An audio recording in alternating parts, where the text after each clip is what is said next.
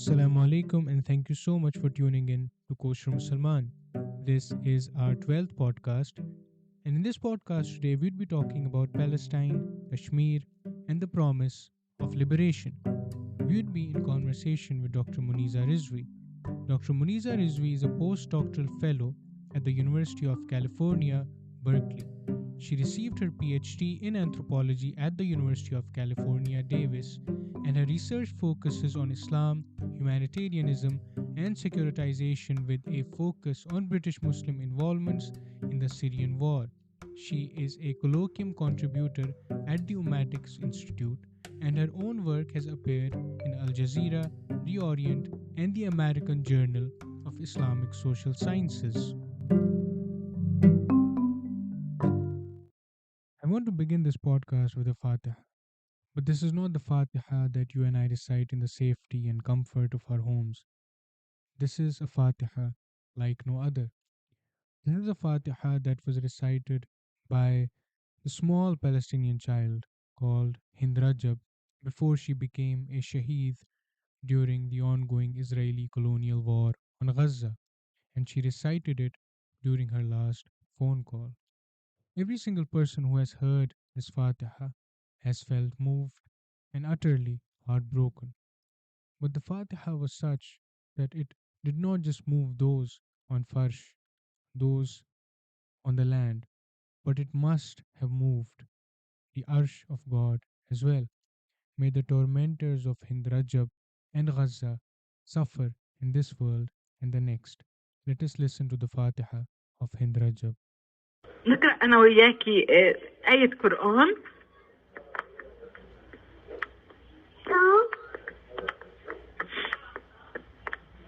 ونقرأ قرآن وأدعي شوي. شو رأيك؟ طيب نحكي بسم الله الرحمن الرحيم. الحمد لله رب العالمين الرحمن الرحيم مالك يوم الدين إياك نعبد وإياك نستعين اهدنا الصراط المستقيم صراط الذين أنعمت عليهم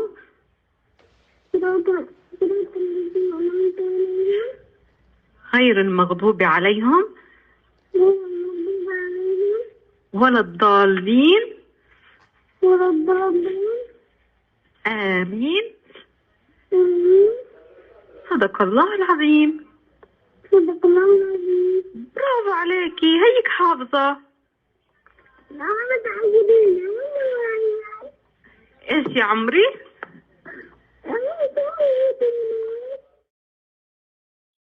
Now, I want to begin our conversation, Dr. Muniza, with this essay that you wrote for Critical Muslim Studies called Palestine and the Question of Islam. So, nowadays, we hear people asserting that the issue in Palestine is not an Islamic issue. And this argument is made by a different set of political actors, and they make it for different reasons. But in your essay, you ask if this designation of Islamic issue for Palestine excludes the analytical frame of settler colonialism that the Palestinians are faced with. And does this designation position non Muslim Palestinians, such as Palestinian Christians, for example, as peripheral to the anti colonial struggle? Or does it simply and merely remind believers of their collective obligation to enjoin what is just? Talk to us about some of the key points or the key arguments that you sought to make in your essay. Okay. Bismillah, walhamdulillah, wassalatu wassalam ala Rasulullah. First of all, I just wanted to thank you for inviting me on to this podcast. I admire the work that you've done with this podcast and, of course, outside of it as well. And I'm especially grateful for the opportunity to discuss Palestine right now, given the scenes that are unfolding before our eyes, both of colonial disaster and horror, but also of tremendous endurance and resistance, something few of us will ever forget in our lifetimes, I think. So, to answer your question, there's a popular version of the claim that you mentioned about Palestine not being an Islamic issue. And there's also a more scholarly one. But what links the two is a set of powerful assumptions that I argue tend to be taken for granted, namely the secular. So the argument goes that Palestine shouldn't be framed as a Muslim concern because settler colonialism is a modern matter and it's a political matter. And the thinking here is that, one, Islam is a religion, and two, religion is, as a category, anti-political or separate from politics, so that it should be. So to describe Palestine in such terms, the thinking goes, is to fall too easily into a trap, into a Zionist logic that cynically portrays what's a very modern political problem as a sort of primordial moral feud between Muslims and Jews. So to refuse this framing then, which presents the so-called conflict as intractable and almost inevitable, is to emphasize that what's happened in Palestine can be undone, that Palestinians can be relieved of their subjugation and their dispossession. So in that sense, I'm sympathetic to this account because it highlights the contingent nature of the Zionist project. But as the article you mentioned discusses, it runs into some conceptual and Right. political problems. So first, it reproduces an old opposition between Islam and the modern, right? Other times we see this in terms of tradition and modernity, something, a binary that's been critiqued by anthropologists and others for years. But in this well-rehearsed dichotomy, which as we know took on a whole new life after September 11th, Europe is actually the example of all that's modern. European institutional arrangements, European conceptual arrangements. So here secularism becomes the culmination of historical progress. And Islam appears as it's out of time. So Muslims are not contemporaries to be engaged, but backward-looking figures to be instructed, disciplined, brought up to speed. And the second issue is an uncritical reliance on a generic notion of religion here, which is a problem because as scholars across the social sciences and the humanities have shown us, the category religion doesn't refer to some universal transhistorical domain of life that one can merely locate or unearth in every society, right? Like the way we have exchangeable currency. Pakistan has rupees and the US has dollars, and the two are different but ultimately commensurable. Religion comes to function similarly in these accounts, right? Here, Islam fills the slot of religion, and there, Buddhism does. So that assumed or perhaps forced commensurability itself is a secular product. So just to be clear, what I'm saying is that, Right. religion is not a neutral descriptive category, but an ideological one, to echo Timothy Fitzgerald. And it's born out of the very particular history of Western Christianity, which I know you've discussed on previous podcast episodes. So bringing this all back to the specific case at hand, this categorical suspicion towards religion does something here. It levels the differences between Islamic ethical political claims on one hand and the Israeli state's invocation of religion on the other, despite how starkly their aspirations diverge. And I write in the article that taken to its logical and maybe sort of extreme conclusion, the figure of the Islamist becomes almost the mirror image of the Zionist settler, both sort of complicit in distorting or falsifying the truth, right? Both agents of mystification. So you can see how beyond countering an Israeli narrative, this corrective to calling Palestine a quote unquote, Muslim issue can also become a means of disciplining cross-border Muslim solidarities. And it runs the risk of reducing the ethical commitments of many Palestinians themselves to a false consciousness or a mere sort of cultural costume that can sometimes be celebrated. So this same dilemma is present, but in a more sophisticated way in much of the modern historiography of the Middle East. And Samir Haj and Salman Sayyid and others discuss this, how a new generation of scholars influenced by Edward Said began to critique the modernist assumptions of Orientalist scholarship on the Middle East.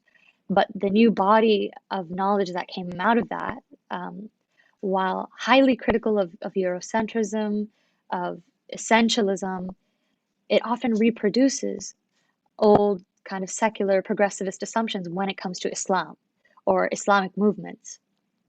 So, the title of the essay you referenced, Palestine and the Question of Islam, was actually meant to evoke the question of Right. Palestine, a very important collection of writings published by Edward Said. And I did this both to acknowledge Said's legacy as a key and brilliant figure of post-colonial studies, but also to acknowledge how his legacy has maybe foreclosed certain conceptual avenues. And so I'll say one final thing. Said describes in the question of Palestine that to call something a question is to imply specific things, mainly that whatever is in question has an uncertain existence. So he's building to a discussion about how simply asserting the name Palestine is a threat to the enemies of Palestinians, those who would like to maintain the idea that it was, a land without a people for a people without a land. And he points to demonstrations in the late 60s and 70s where claims of Palestine is or there is no Palestine were the terms of contestation at the time. And of course, Golda Meir, the former prime minister of Israel, she had flatly declared that Palestinians didn't exist. So it's not perfectly parallel at all, but I found that Islam emerges as a question in a similar sense when it comes to much secular commentary in support of the Palestinian struggle. So, on one hand, Islam is so plainly present and undeniable in the way many Palestinians practice struggle and understand things like dignity and honor, tribulation, death, survival, divine order. But there's a kind of like methodological anxiety over acknowledging this, especially for the social scientist who's often trained to, identify the socio-political or economic dynamics that are really governing, what the believer mistakenly thinks is tradition. And there's also this desire to counter Western accounts that center Islam and fix it as this eternal enemy. So to do this, people turn to multiplicity and point to the many political traditions in the region. They point to, religious and cultural diversity in Palestine, histories of cosmopolitanism. And while this certainly provides a fuller picture of the social landscape in Palestine, it also does something else. And I think by de Islamizing the question of Palestine and embracing political languages seen as more inclusive, the understanding is that Palestine is being made, less provincial or something. But my question is to whom? What if to secularize the question of Palestine is actually how we parochialize it? I think I'll leave it at that. Yeah, that's actually very interesting, especially what you said towards the end, when people talk about humanizing the Palestinians or the Kashmiris for that matter, and humanizing them through stripping them of their Islam. What is usually not asked is humanizing to whom and for whose gaze and on what terms, and what is the condition of being seen as properly human, and is secularity a condition of being seen as properly human. Whenever I hear this question, is the liberation struggle in Kashmir or Palestine a religious struggle or a political struggle? I just feel that this binary, this compartmentalization of life is so poor and so futile that I just cannot make sense of the question itself. And it always takes me back to this personal anecdote where sometime back my 62-year-old mother, she has been in prison for more than 15 years of her life intermittently for her involvement with the Kashmiri resistance movement. She called my aunt from Tihar jail in New Delhi. And while they were talking, my mother heard the sound of adhan in my aunt's locality. And mother rarely exhibits vulnerability, but She had just heard the call for prayer, the adhan, for the first time after almost 7 years of imprisonment, continuous imprisonment. And during these 7 years, the sound of adhan had never reached her ears. And it overwhelmed her, so she asked my aunt if, she could play a recorded audio of the adhan of the Prophet's mosque in Medina, as she longed for its sound. So my aunt played it on another phone and kept it close to the microphone of the phone on which they were talking, and silently they kept listening until their 10-minute phone call came to an end. Now, this adhan, for her and many other Kashmiri prisoners, embodies the feeling of home that they have been deprived of, scattered in jails thousands of miles away from Kashmir all across India. And more so, it embodies the sense of belonging that they feel towards Islam, a belonging that obviously comes with the cost when you are experiencing a condition of occupation that is marked by a hatred towards Islam, especially an Islam that refuses to be domesticated by the Indian state. Now, this anecdotal experience, which I'm sure is not unique to my family but is shared by many Kashmiri Muslims, just does not allow for the neat separation of life into these binaries of the religious and the political. Rather, it calls into question these categories, the way they are constituted, and then their false universalism. Now, moving on to the next question, some people take the colonial states to be so impregnable that anytime they suffer damage at the hands of anti colonial fighters, whether Palestinian or Kashmiri, it is argued that there must have been some conspiracy orchestrated by the state behind the attack. The idea being that Israel cannot be attacked or harmed, or the IDF cannot be damaged unless Israel permits it to happen, unless Israel allows it to happen. Now, this is usually presented as critical thinking, but it really is not, and instead, what it reflects is this uncritical belief in the invincibility and omnipotence of the colonial state. And while it's true that the colonial state does wield extensive power, this power does have cracks. It's neither invulnerable to attack and nor impervious to resistance.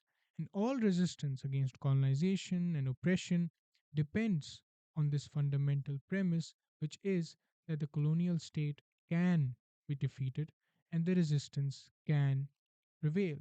This does not mean that you don't have to strategize or that the colonial state is not powerful, but it's simply an invitation to shun this belief in the invincibility of any state, including the colonial state of Israel. So, Dr. Muniza, how would you see this statism, this state centric framework that refuses to concede the possibility of resistance against colonization and promotes a fatalism of sorts and inaction of sorts in the name of realism or practical thinking? And those who critique this line of thought are usually labeled and chastised as emotional or sentimental ideologues. Um, I'll just start by saying I agree with your, mashallah, very elegant and powerful framing of this. Um, I've heard some of these claims in relation to October 7th, but maybe not enough to consider them with too much seriousness until I guess this recent publication of an article in the New York Times about this question. But yes, your question raises important points about this perception of Israel as an invincible force, which is the story it tells about itself, and of course the story that Western media um, uncritically, simply just reproduces. Um, so first, I want to address this myth of omnipotence concretely. I think it's important to have some perspective here. So Israel, the settler colonial state, it receives significant military aid and support from the United States, as we know, billions, right? And it's that external assistance that has made things like the Iron Dome even possible. And we also know about Israel's deep reliance on air power in Gaza, right? As a friend recently put it to me, they can bully poor farmers in the West Bank, but give those farmers arms and the equation changes. And there's also something to be said about incompetence, right? Israel's own police investigation reported in Haaretz, it was revealed that an army combat helicopter was actually responsible for some of the Israeli deaths on October 7th, right? One recent analysis in Al Jazeera even emphasized that while Gaza has been very substantially destroyed, the Israeli army has yet to kill more commanders of Hamas than United Nations staff. So this story of omnipotence and capability is just empirically flawed. And on the other hand, I think it's very important for us to remember, there's so many stories of anti-colonial creativity and success in the most seemingly impossible circumstances.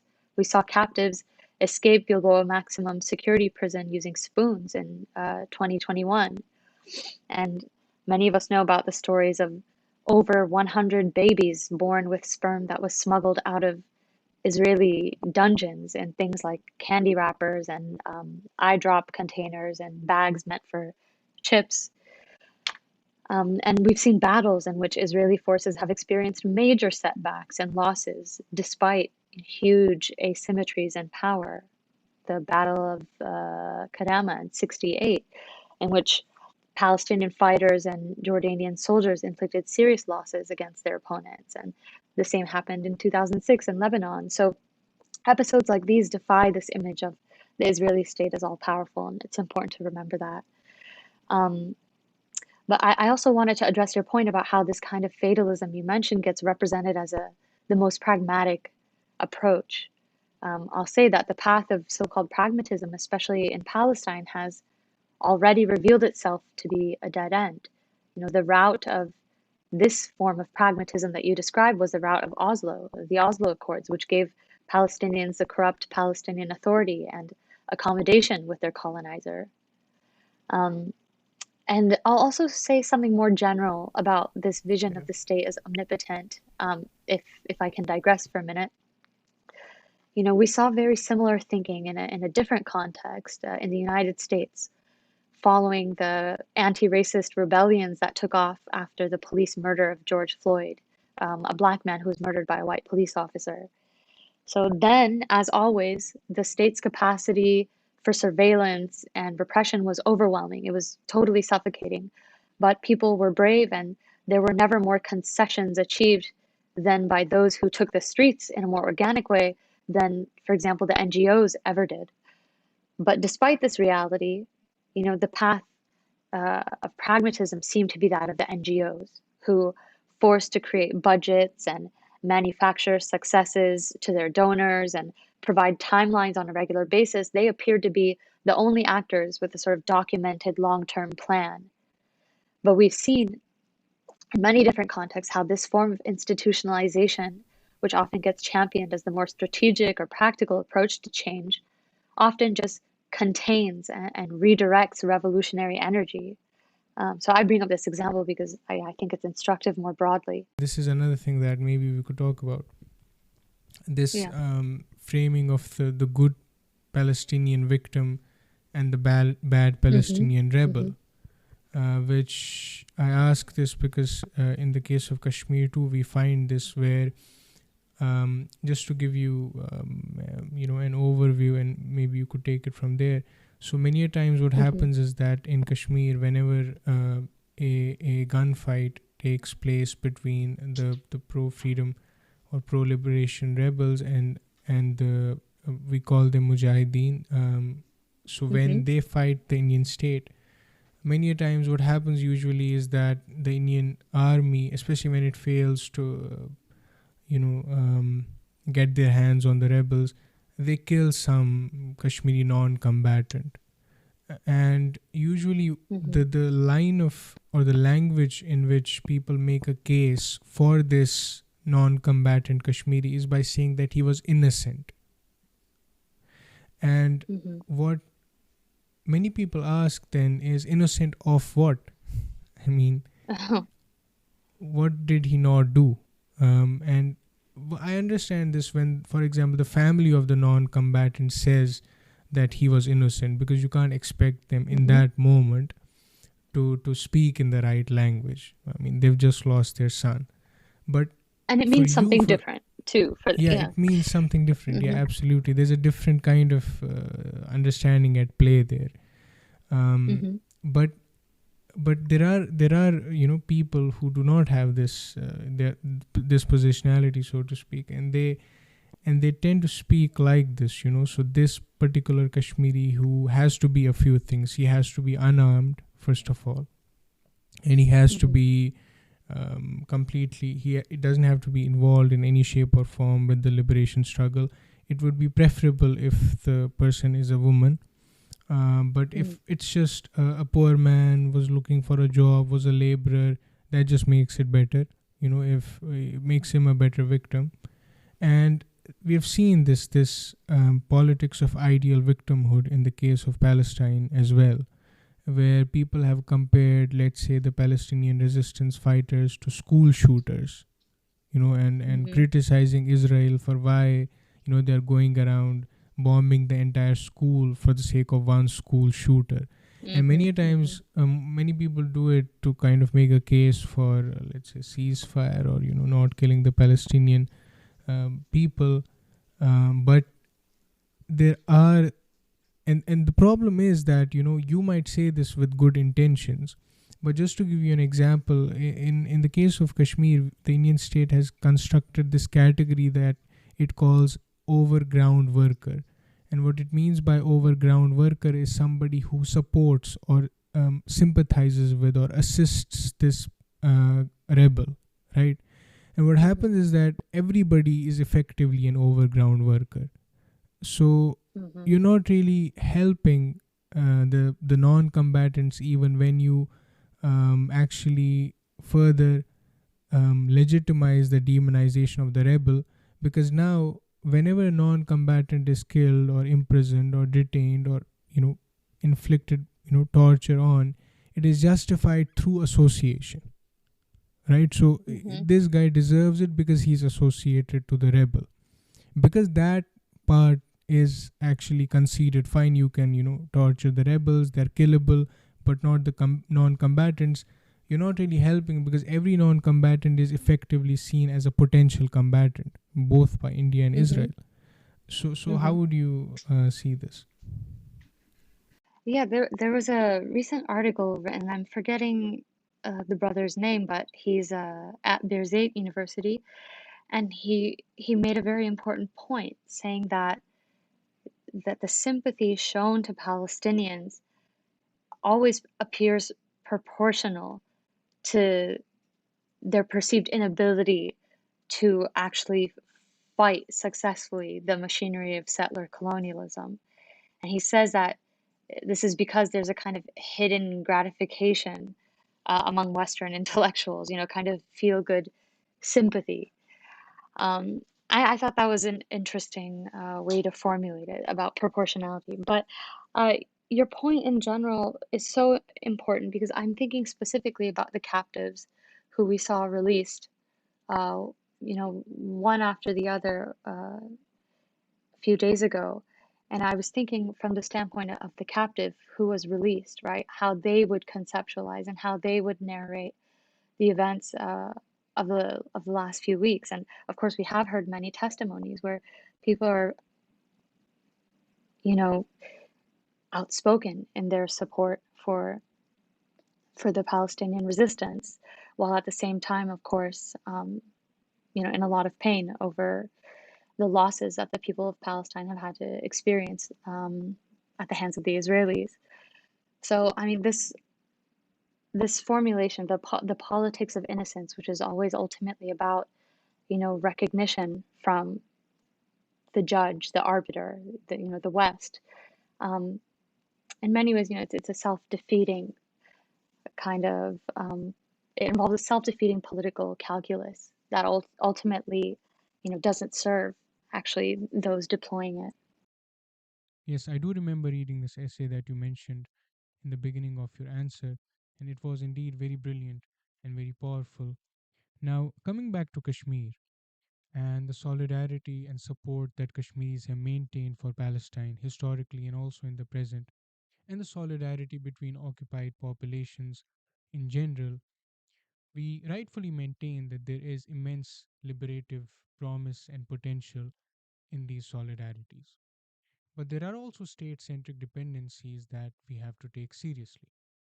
So, for instance, when it comes to Kashmir, Kashmiris many a times look at China or primarily Pakistan and expect these states to support its cause, to support its right to self determination.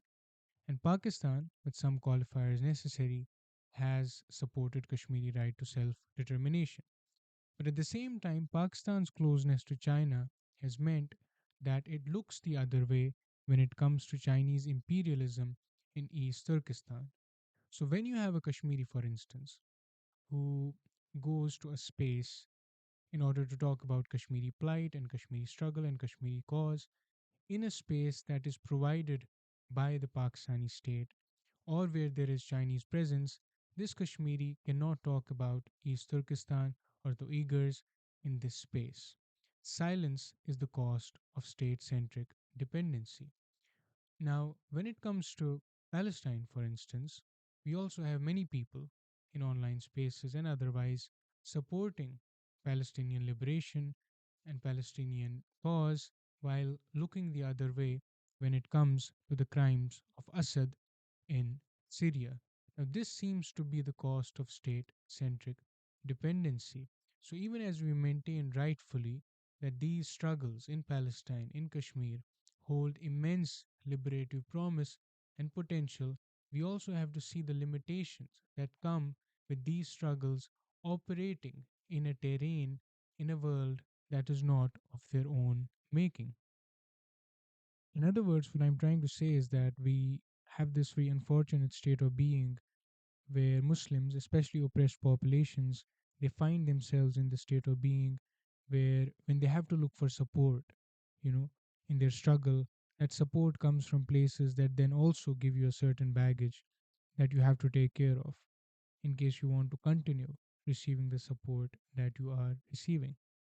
Now, when it comes to Kashmiri support for Palestine, Kashmiris have supported the Palestinian liberation struggle quite literally as their own with their blood and by going to prisons. So, as early as 1969, we have the story of a Shaheed in Srinagar, a martyr who died of a bullet injury while protesting against the Israeli state setting Al Aqsa on fire. In the same year, the Indian state had to impose a curfew in Srinagar for more than a week and to ban assembly of more than four people because students were protesting against the annexation of Al Quds Asharkiya by the Israeli state. And this has continued in the present. So we have in 2021 the Indian state arresting more than 20 people because they painted a pro Palestinian painting on one of the walls in Kashmir while the Israeli state was bombarding Gaza and murdering children. And on the walls of cities across Kashmir, cities that are unsafe for its own inhabitants due to the occupation, the pervasive graffiti of Save Gaza announces loud and clear that our concern for each other cannot be tamed within the borders that were not of our own making. And even the smallest acts of solidarity that Kashmiri Muslims express for Palestinians have not gone unpunished. It's because of this fear, that the Indian state has banned Friday congregation and Friday gatherings in the main mosque in Srinagar called Jamia Masjid. So they have not allowed it since October when the current war on Gaza started, fearing that the congregation might turn into a site of pro Palestinian protest, fearing that the Kashmiri Muslims, while congregating, may pray for Palestine and protest for Palestine. And the distance between the prayer and a protest is very small when it comes to Kashmir. I would say that every prayer is effectively a protest, and every protest effectively prayer. So, what are your thoughts about solidarity, Dr. Muniza, and also keeping in view a state centric dependency that I briefly talked about in the beginning? Yeah, it's like an impossible solidarity in some ways. And first I'll say that I'm so moved by what you've described. And I mentioned some of what you shared with me in the recent talk because of that. And yeah, I'm not surprised that those living under intense occupation like Kashmiris would understand the plight of their Palestinian brothers and sisters and, you know, risk demonstrating their care and their rage in the ways you've described. And I've talked about this in relation to Yemen. Despite years of famine and blockade, thousands marched for Palestine, and we even saw the Red Sea become a perilous place for Israeli vessels. And Egypt is another example that was very touching for many people because we saw the people break into Tahrir Square for the first time since 2013, in a brutal police state, because of, their sense of fellow feeling with the Palestinians and rage over the martyrs of Palestine. So, we spend a lot of time hearing about the criminalization of Muslim solidarity by the West, through different mechanisms like citizenship deprivation in the case of, British Muslim volunteers in Syria, for example, or charges of material support for terrorism in the US. Cases like the Holy Land Five come to mind. It was one of the largest Islamic charities in the United States at one point, and some of those brothers are still locked up today for providing charity to widows and orphans in Palestine. But, less time is spent discussing these South-South affinities between Muslims and how those forms of care are disrupted in very violent ways. And I use words like affinity and affiliation here instead of solidarity sometimes because I have a slight, hesitation. Sometimes I feel that we're too quick to try to assimilate a concept like ummah, for example, within the grammar of solidarity, which it emerges out of, very particular genealogy. And sometimes I wonder whether we do this to make Islamic alliances more legible in a time when they're viewed with so much suspicion.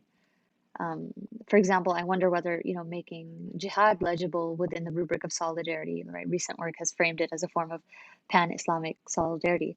I wonder whether this distorts, the actual modes of reasoning and the forms of personhood authorized by something like jihad. Translation here just feels like it might run the risk of domesticating difference, by forcing something like jihad into a recognizable and more acceptable form like Right. solidarity. I sometimes worry, we aren't able to take it seriously from within the stakes of the tradition.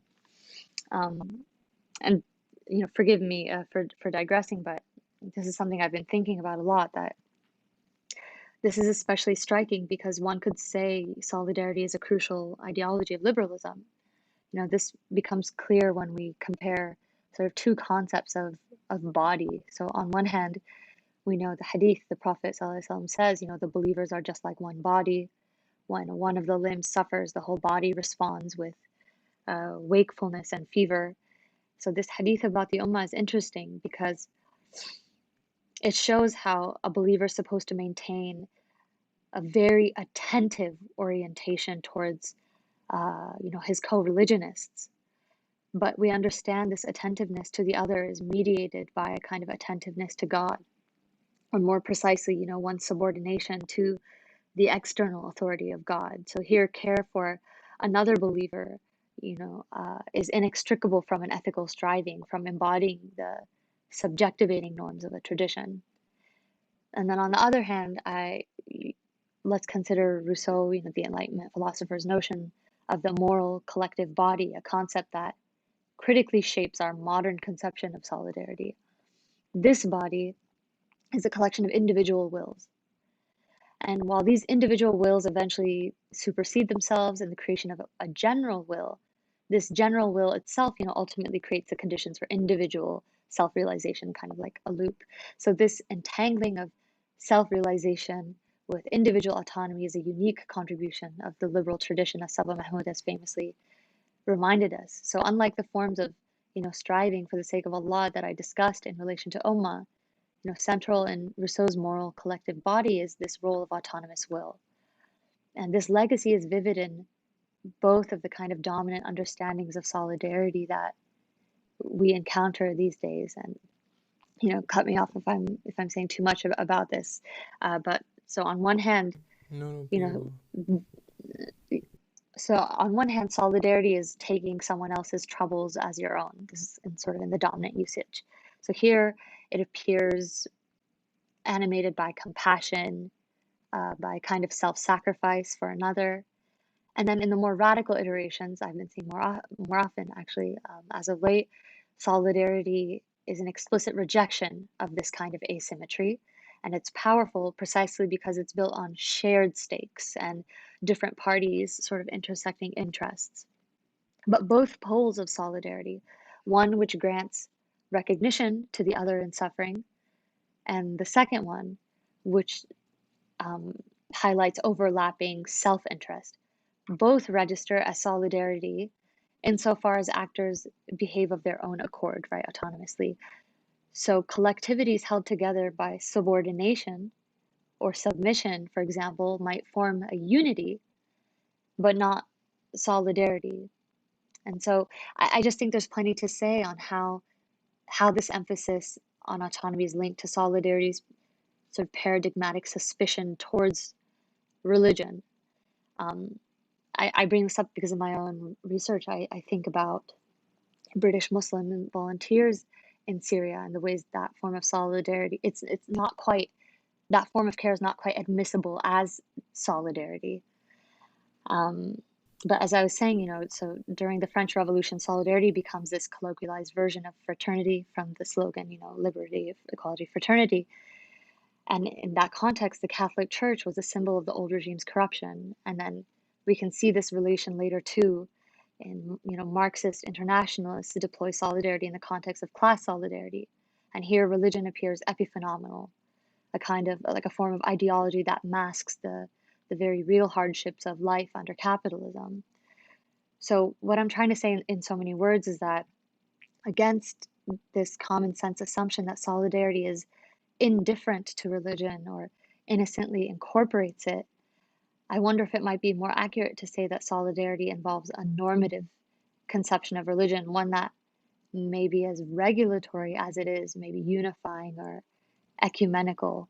And I wonder, I don't have an answer to this, but I wonder if there are more precise ways of talking about Muslim alliances and affinities that I feel have a strength to them that exceeds and challenges solidarity in some ways. Moving on to the next question, Mm-hmm. when we talk about Palestine and Kashmir and other places as well, you would have noticed that there is a dominant way of talking about how do we condemn the violence of Israel or India. So many people, they understand or they criticize the Indian state or Israel for how it behaves in Kashmir or Palestine. So, Mm-hmm.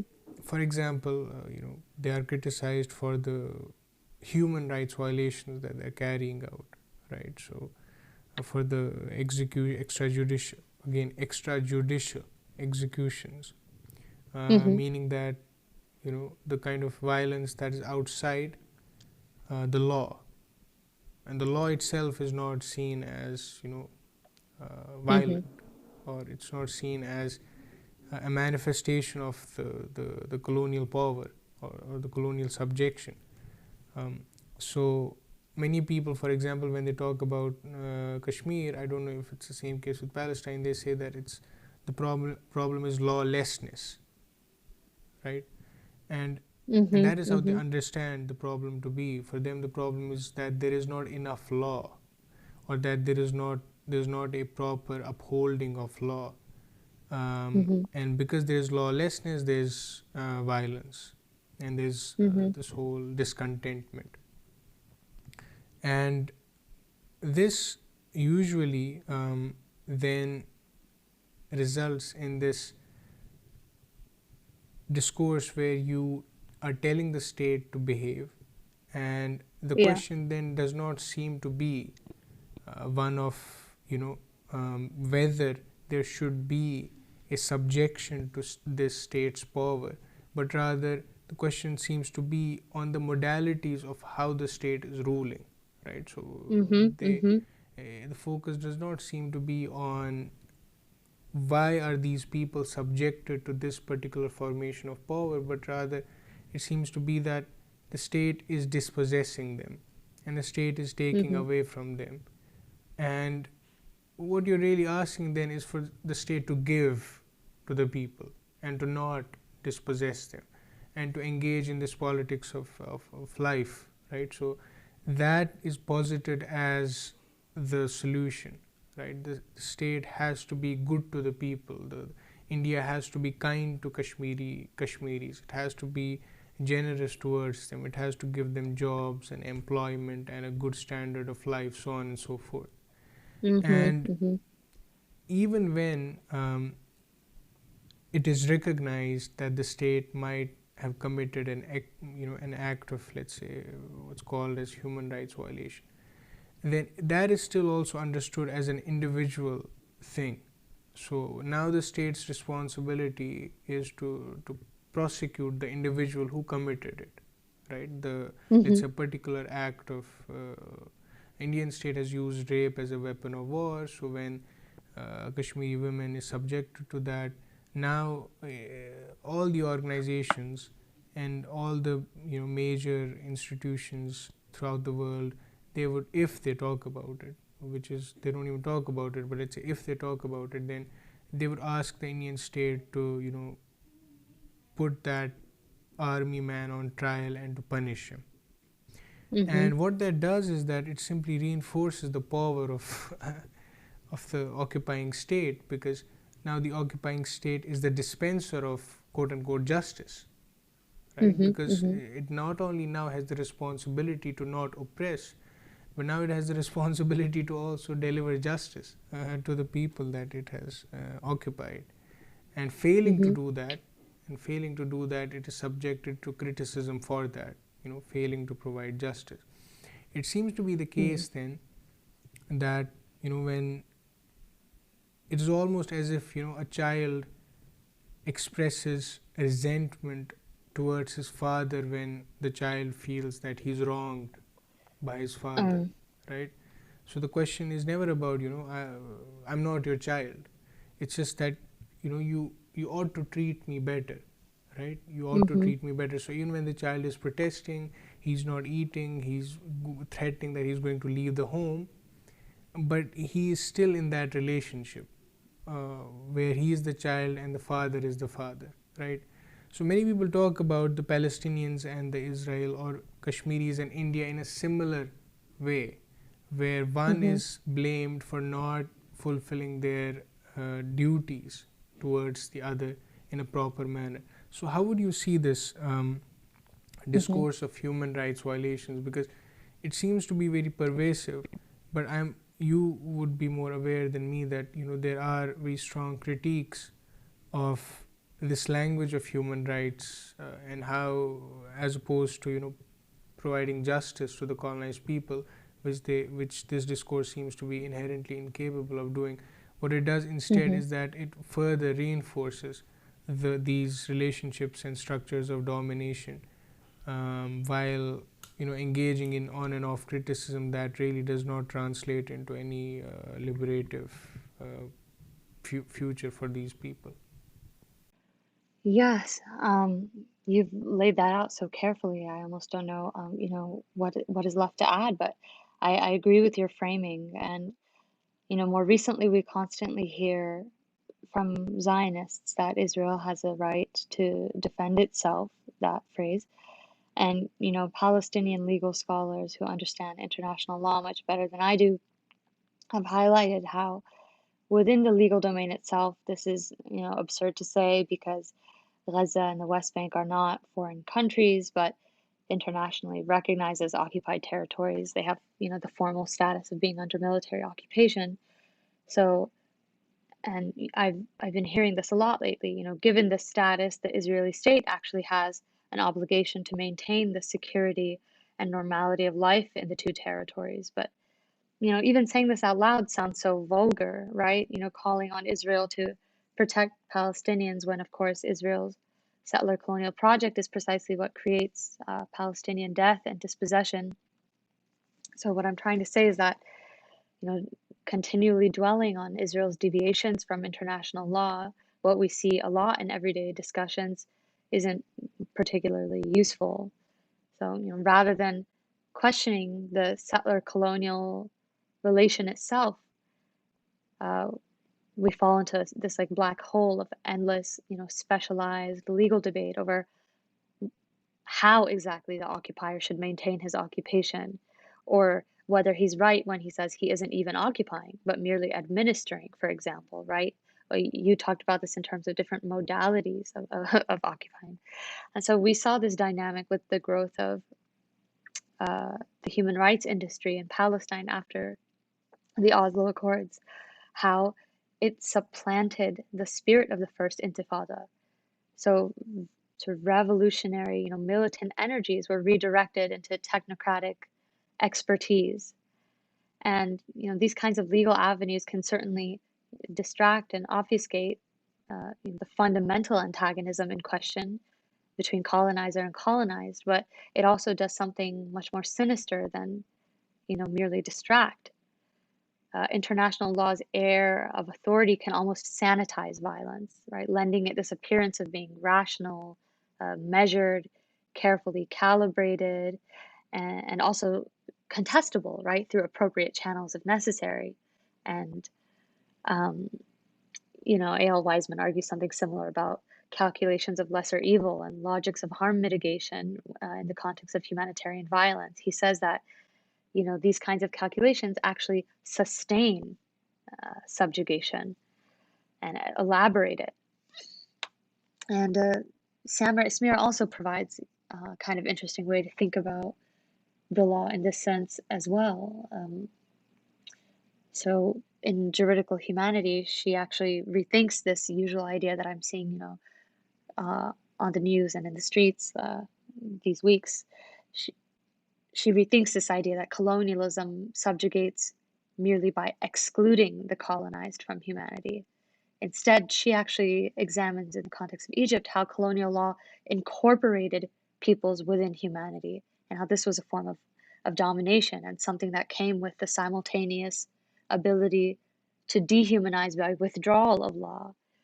So, an example that feels so relevant to the question of Palestine is exile. She explores exile specifically as a legal measure, which was championed as a humane alternative to execution in Egypt. And she demonstrates how this calculation of humaneness, combined with the mediation of the law, actually transformed the cruelty of exile into something that supposedly, showcased the humanity of the juridical order. So, this is something many of us have been thinking about with regard to so-called humanitarian pauses, right?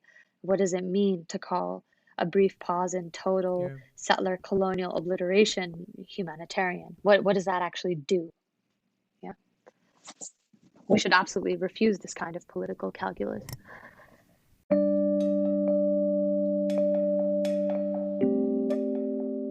And with this, our podcast comes to an end. Thank you so much, Dr. Muneeza, for joining us in this conversation. Though, with how things are in Gaza, one almost feels guilty now for even talking while being safely situated at one's home. May we all witness a free Palestine, a free Kashmir in our own lifetimes.